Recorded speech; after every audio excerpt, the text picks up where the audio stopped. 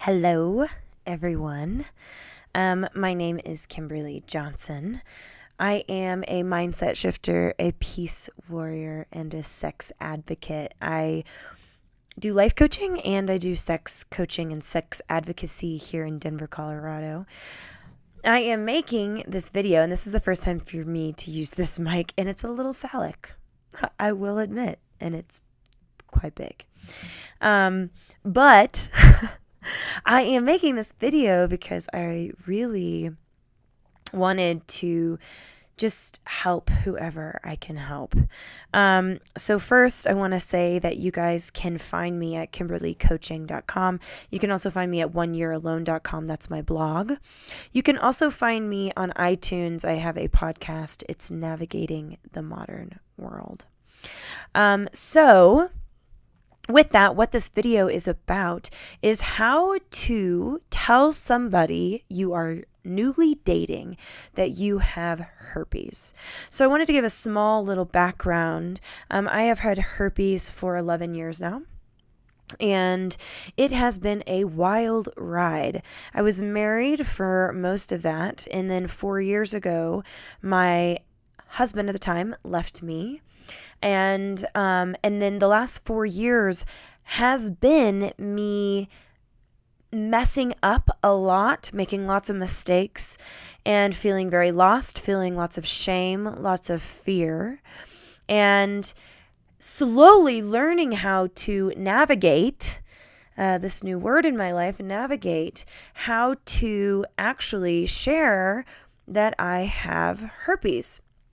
And so I wanted to offer what I have discovered. And so the first thing that I have discovered is that you don't have to sleep with somebody the very first day you meet them. And so that means that if you are like me in my past, that if you drink on a first date and you know that drinking on the first date can potentially send you into the bedroom, then maybe choosing a different first date. The first thing is you don't have to sleep with whoever you are dating on the first date so that you can get to know somebody. And when you get to know somebody, what ends up happening is that they begin to see you. They don't see the surface. So let's say you just meet somebody, you're on your first date, and then you go home with them, and then you're in their bed, or you're in your own bed, and you're like, "Oh, I have herpes." And they don't know you, then of course they're going to react because they know nothing about you. And their reaction will be whatever it is. If they want to get laid bad enough, maybe you'll get laid. If they don't, and they feel shocked, and then they do a reaction, please know that's just because they are reacting to not knowing you. They are reacting just from the news that you have herpes, and they have no other background. They have no other weight to hold you to. Like a few hours having drinks at a bar, or a few hours having dinner and then drinks at a bar, is not going to sustain it, like an answer of action. It's going to send someone into reaction. That's normal. So there's actually no judgment for the person or for you, right? We all want to have sex. Let's be honest, okay? The second thing is that when you get to know somebody, and then it comes time to sharing with them, the way that you share makes all of the difference. So there's a difference. I'm going to kind of act it out for you. One is saying it like this. So there's something I really have to tell you, and God, I'm so ashamed, and I have all this fear because I'm afraid you're going to reject me, and I just don't know what to do about it, and we're starting to get closer, and it's going to get physical, and I just, okay, I'm going to just say it.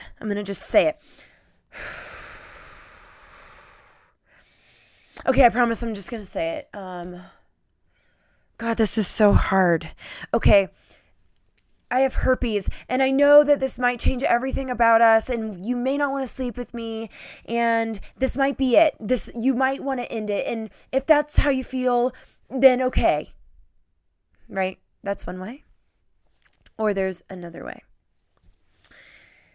So I wanted to just sit you down and talk about our relationship. Our relationship is progressing, and I really, really like you. And before our relationship keeps progressing into the physical, I wanted to just be honest and open with you about something about me. And that something about me is that I have herpes. And I've had it for 11 years. And I know my body quite well. And do you know anything about herpes? Have you heard about it? Asking. So can you feel the difference? And then beginning a dialogue about herpes. So in the second example, you begin a dialogue about herpes versus this, I'm such a bad person, I'm about to share this horrible thing about me, right? When you do the first one, you are placing the judgment you have about yourself already on the other person. Whereas the second one is simply just stating something that is about you, something true that is about you, and then beginning an adult dialogue. And this is, I think, where the work comes in.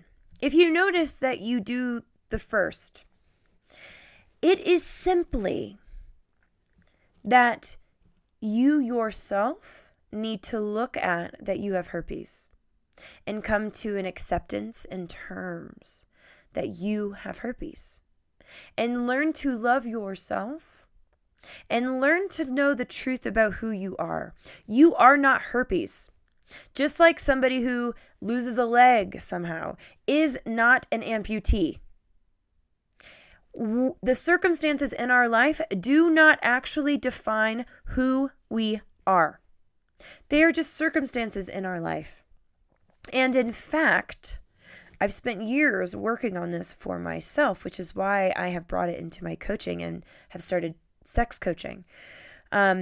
When you begin to look at and accept and love yourself and accept fully who you are and what your circumstances of your life are. So for me, it's that I have herpes. When you begin to do that, you fall so in love with yourself that you discover the truth of who you are, which is never the circumstances that you find yourself in this life.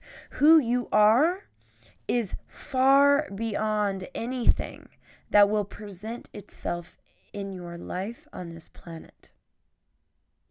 And when you come from that place, your circumstance, whether it's herpes or whatever, or you're an amputee, or you've been divorced, or you've lost a loved one, whatever it is, it becomes your greatest gift, and it becomes your access point to help people and love people. And it becomes your access point to find God and to find truth or universe or spirit, whatever you want to call it. It becomes your access point to literally change everything in your life, to create a more abundant, beautiful, overly joyous life. And that is what has happened to me. And that is why I'm here sharing with you. So that's the second part, is notice if you're 1 or 2 in the sharing. And if it's 1, automatically know that you just have some work to do. And that's great. We all have work to do. And the work is so beautiful because it is a love affair with yourself.